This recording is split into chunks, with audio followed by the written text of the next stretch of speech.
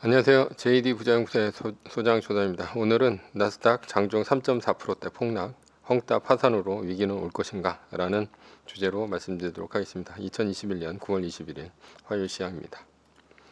시작하기 전에 먼저 자발적 구독력 부탁드립니다. 후원해주시는 여러분 덕분에 좋은 컨텐츠가 제작될 수 있습니다. 하나은행 447-910064-6100 주식회사 JD 부자연구소, 여러분 자율구독료 덕분에 잘 꾸려가고 있습니다. 뉴욕 마켓워치 FOMC 앞두고 중헝다 파단설, 주가 떨어지고 채권 올라가고 달러 혼조다라는 기사가 있는데요. 나스닥은 어제 2.19%, S&P 500은 1.7%, 다우존스 지수는 1.78%까지 하락하며 3대 지수 모두 하락했습니다. 지난주까지만 하더라도 헝다는 아무것도 아니다라고 했는데 어제는 증시에 헝다 소식이 크게 반응한 모양입니다. 아무래도 그 항생지수가 3%대 이상 하락하면서 반영을 한 게 나스닥까지 반영이 된 것이 아닌가 이렇게 보입니다. 메인 뉴스입니다. 장중 나스닥 장중 3.4%대 폭락, 헝다 파산으로 위기는 올 것인가? 나스닥은 어제 한때 3.4%대까지 떨어졌습니다. 그래서 마이너스 3%가 오는 것은 아닌가 하는 생각이 들었습니다. 그러나 막판에 대기 자금이 몰리면서 주가를 들어 올렸고 결국 2.19%로 마감했습니다. 헝다를 보는 두 가지 예측이 있습니다. 하나는 헝다 위기 아무것도 아니다. 다른 하나는 헝다로 인해 제2의 리먼 사태가 올 것이다 라는 예측이 있는데요. 첫 번째는 헝다 위기 아무것도 아니다 라는 것입니다. 문제는 중국 당국이 부동산 자산 시장의 거품을 억제하기 위해 규제 강화 및 긴축 정책을 본격화하면서 커졌다. 차입에 의존해 사업을 확장하던 헝다그룹이 디폴트 위기에 내몰린 것이다. 헝다그룹의 부채 규모는 1조 9,500억 위안, 약 350조 원으로 중국 전체 명목 국내 총생산의 2%에 해당한다. 부동산은 앞으로 이제 공동부유라는 것을 제창을 했죠. 그래서 가장 인민들한테 불편한 것이 무엇이냐라고 했을 때 뭐 사교육이 문제다라고 하니까 학원을 때려잡았고요. 그 다음에 집값이 문제다라고 했을 때 지금 부동산 부채에 대해서 손을 대는 것 같습니다. 그래서 부동산 부채에 대해서 규제를 강화를 했고 가장 재정적으로 취약한 헝다가 제일 타겟이 된 모양입니다. 헝다의 위기는 아무것도 아니라는 입장은 이렇습니다. 1조 9천억 위안 350조 원에 달하는 위기는 미국의 양적 완화 4조 달러에 비하면 2% 수준이다. 게다가 1조 9천억 위안에 달하는 채무의 대부분은 중국의 위안화 부채이다. 그러니까 중국 당국이 얼마든지 마음만 먹으면 돈을 찍어서 해결할 수 있는 문제다라는 것이고요. 인민은행이 헝다에 돈을 빌려준 은행에다가 지급준비금, 즉 돈을 찍어서 넣어주기만 하면 아무런 문제가 안 된다. 그러니 중국 당국이 이 문제를 해결할 의지가 있는가가 가장 중요하다. 그런데 내년에 시진핑의 영구 집권 숙제가 있다. 그런데 설마 손 떼인 사람이 이렇게 많고 아파트 공사가 중단되어서 손해보는 사람이 많은데 중국 당국이 안 움직일까라는 것이죠. 그러니 헝다 문제는 시간의 문제이지 중국 공산당이 나설 것이고 해결이 될 것이다. 그러니 아무런 문제가 없다라는 것입니다. 두 번째는 헝다로 인해 제2의 리먼 사태가 올 것이다 라는 것입니다. 그 23일 헝다의 채권 도래일이 오고 있습니다. 그러니까 금요일이죠. 이때 헝다는 중국 정부가 파산시킬 가능성이 높다고 보입니다. 따라서 일시적으로나마 금융시장에 후폭풍이 있을 것이다 라는 것이고요. 중국의 금융시장은 장기적으로 보면 살아나겠지만 단기적으로는 반드시 흔들릴 것이다 라는 것입니다. 왜냐하면 헝다가 파산을 하면 다른 부동산 건설회사들의 회사채가 연속으로 부도가 나고 그로 인해서 인민들은 백그런을 할 것이고요. 이로 인해 어떻게 나비 효과를 일으킬지 아무도 모르기 때문입니다.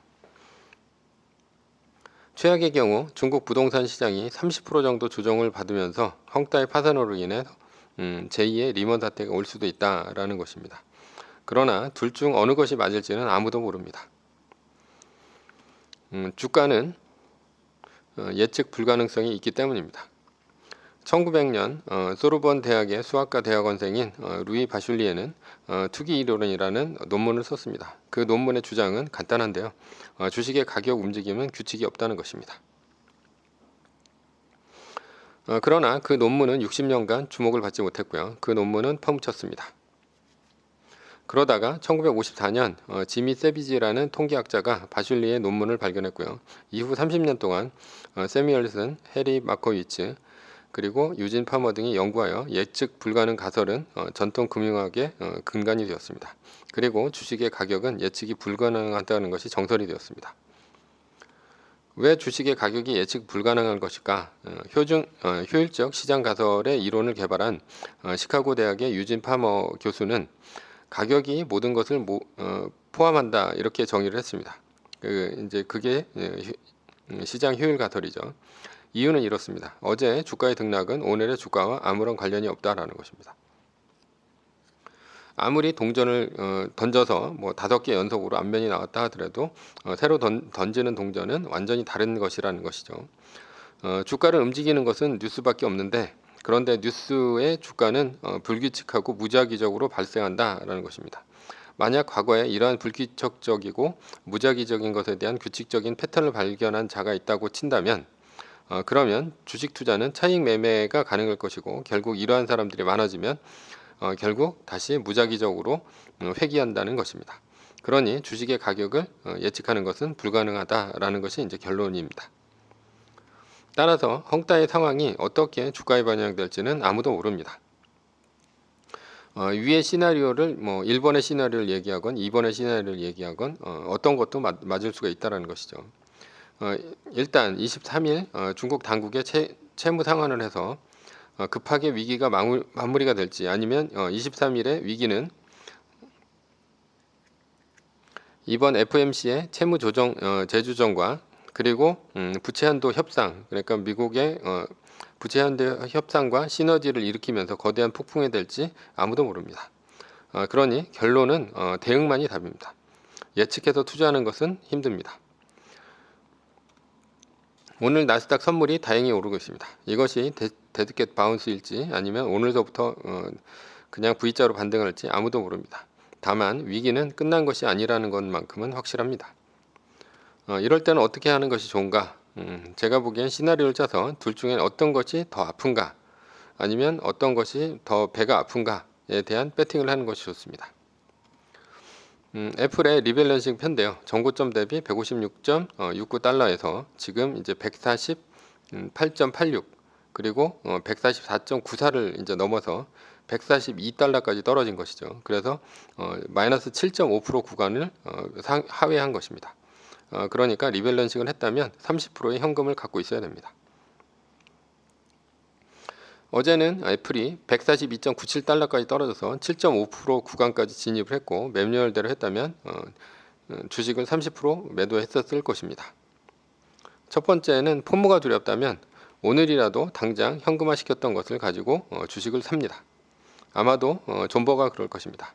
그냥 갖고 있으면 오른다, 왜 사고 팔고 하면서 수수료만 나가게 하는가, 이런 소리가 듣기 싫으면 오늘이라도 당장 현금 30%를 투입해서 주식을 사면 아마도 존버한 사람보다는 훨씬 좀 더 돈을 벌었을 것입니다. 이 경우 포모에서는 자유로울 수가 있습니다. 그러나 위기가 끝나지 않았으니 오늘이라도 오른다면 내일 오늘 오르더라도 내일 떨어지면 왜 팔았지 하는 후회가 될 것입니다. 그리고 10% 이하로 더 떨어진다면 전고점 대비, 그럼 오늘 산 것을 또 후회가 될 것입니다. 두 번째는 리밸런싱 매뉴얼대로 행동한다입니다.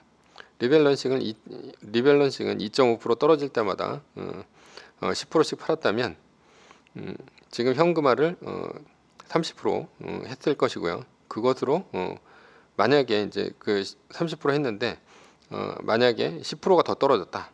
그러니까 앞으로 이제 한 2.5%가 더 떨어져서 10% 이하로 떨어졌다면 현금화를 40% 했을 것이고요. 그것으로 마음에 드는 시점에 평단가를 낮출 수가 있습니다.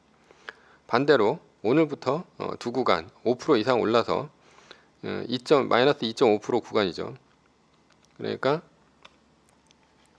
오늘 지금 이제 142달러에서 만약에 이게 두 구간 상승하면 이때 이제 주식을 산다는 것이 리밸런싱이죠. 주식을 산다라는 것이. 그러니까 152달러까지 가게 된다면 이때 다시 산다라고 한다면 최소한 그래도 손해는 아닙니다. 최소한 그렇다고 이익도 아닙니다. 그러나 이렇게 하면 주가가 만약에 이 이하로 떨어졌을 때 10% 이하로 떨어졌을 때는 141달러 이하로 떨어졌을 때는 그럴 때 이제 자기가 어떠한 선택을 할 수가 있다라는 것이죠. 한마디로 선택권이 있다라는 것입니다. 그래서 이제 만약에 그 이하로 떨어졌을 때 몰빵을 치면서 평단가를 낮출 수가 있습니다. 그러니까 올라간다 하더라도 152.77달러까지 올라간다 하더라도 손해는 아니고요. 그때 올라가서 산다 하더라도 손해는 아니고, 만약에 141달러 이하로 떨어져 가지고 내가 몰빵을 친다면, 만약에 그런 식으로 친다면 평단가를 낮출 수가 있다라는 것이죠. 그러면서 한마디로 선택권이 있는 것입니다. 1번과 2번 모두 본인이 선택하는 것입니다. 1번과 2번의 선택의 기준은 어떤 선택을 했을 때 내가 덜 아픈가 라는 것에 있습니다. 남들보다 수익률이 떨어지는 것이 배가 아프다면 당연히 1번을 선택해야 하고요. 손실이 두렵다면 2번을 선택해야 합니다. 그러나 2번을 선택해놓고 주가가 오르면 포모에 떨면서 왜 바닥에 안 샀을까 후회하면 안 됩니다. 앞으로도 이런 선택의 순간은 지속적으로 옵니다. 그러나 이 순간 선택을 못하는 사람들이 있습니다. 존버를 하면 이런 선택을 할 수가 없죠. 이미 총자산의 7.5% 아래 손실 구간으로 들어왔기 때문입니다. 앞으로 떨어지면 떨어지는 대로, 올라가면 올라가는 대로 지켜보는 수밖에 없습니다. 섣불리 여기서 손절했다가 올라가면 크게 후회합니다. 주가는 앞으로 어떻게 될지 아무도 모릅니다. 그러니 앞으로도 이런 선택의 순간이 시시때때로 올 것입니다. 그럴 때마다 어떤 식으로 투자할 것인지 본인의 본성에 맞게 원칙을 정하는 기회로 삼으면 좋겠습니다. 결론입니다. 본인이 어떤 선택을 했을 때 가장 더 마음이 아픈가를 보고 선택을 한다면 이것은 손실이 아픈 사람이 선택을 하는 것이 맞습니다. 본인이 어떤 선택을 했을 때 더 많이 벌 수 있을지를 생각하고 선택을 한다면 이런 사람은 본인이 남들보다 수익률이 떨어지는 것이 아주 배가 아픈 사람입니다. 포모가 두려운 사람이죠. 그리고 선택을 했을 때는 본인이 책임을 지는 자세를 가지면 좋겠습니다. 투자는 평생 본인이 선택하는 것이지 남이 대신해 주는 것이 아니기 때문입니다. 매뉴얼입니다. 세계 1등 주식은 전고점 대비 2.5% 떨어질 때마다 10%씩 팔면서 리밸런싱을 하다가 나스닥 마이너스 3%가 뜨면 말뚝을 박는 것이다. 자세한 내용은 JD 부자연구소 다음 카페를 참조하시면 되는데요. 지금 보시는 영상 밑에 제가 링크를 달아놨으니까 링크를 보고 링크를 따라가시면 됩니다. 전제는 세계 1등 주식은 우상향합니다. 위의 상황은 매뉴얼일 뿐입니다. 따를 사람은 따르고 참고할 사람은 참고하시면 됩니다. 주식을 사고 파는 것에 대한 모든 책임과 이득은 본인에게 있습니다. 매뉴얼을 지키다가 포모가 두렵다면 매뉴얼을 지키지 말고 마이너스 3%대 판 가격이나 리밸런싱 때 판 가격보다 단 일부라도 떨어졌다면 전량 매수하시기 바랍니다. 오늘은 나스닥 장중 3.4%대 폭락, 헝따 파산으로 위기는 올 것인가 라는 주제로 말씀드렸고요. 지금까지 JD 부자연구소의 소장 조던이었습니다. 콘텐츠가 좋았다면 구독, 좋아요, 알람 설정 부탁드립니다. 지금까지 들어주셔서 감사합니다.